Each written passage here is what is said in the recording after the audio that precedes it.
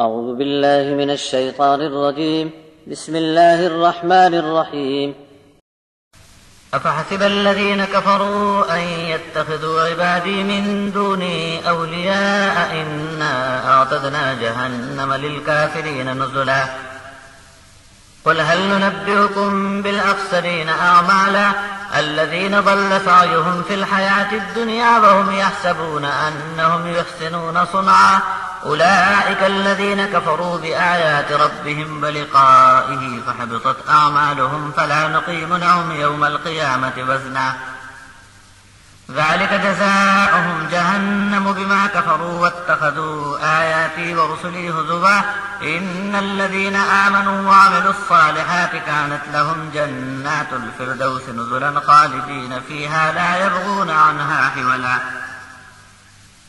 قل لو كان البحر مدادا لكلمات ربي لنفد البحر قبل أن تنفد كلمات ربي ولو جئنا بمثله مددا قل إنما أنا بشر مثلكم يوحى إلي أنما إلهكم إله واحد فمن كان يرجو لقاء ربه فليعمل عملا صالحا ولا يشرك بعبادة ربه أحدا. کتنا غلط حساب لگایا تھا ان کافروں نے کہ میرے مقابلے میں میرے بندوں کو اپنا کارساز مان کر آئے اور یہاں آ کر بات الٹی پڑی. یقیناً ایسے منکروں کی مہمانی کے لیے ہم نے جہنم کو تیار کر رکھا ہے. آپ فرما دو کہ کیا ہم تم کو ایسے لوگوں کا حال بتائیں جو عمل کر کے بھی بدلہ پانے کے لحاظ سے آخرت میں ناکام رہے.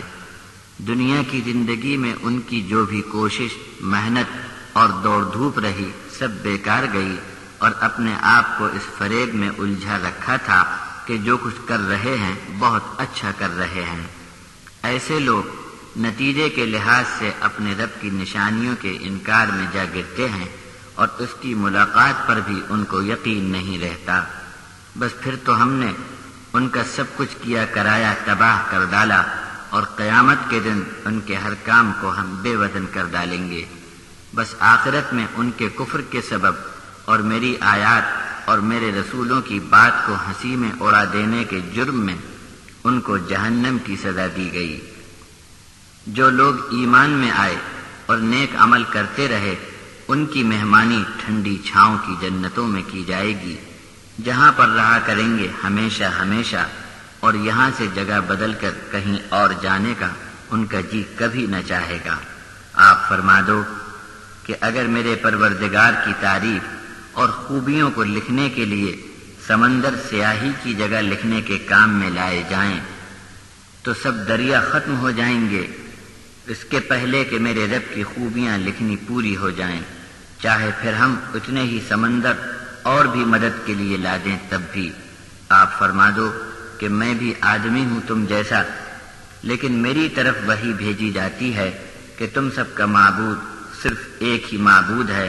بس اب جو کوئی اپنے رب کی ملاقات کا امیدوار ہو تو اسے چاہیے کہ عمل اچھا کرے اور اپنے رب کی بندگی میں کسی ایک کو بھی شریک نہ رکھے.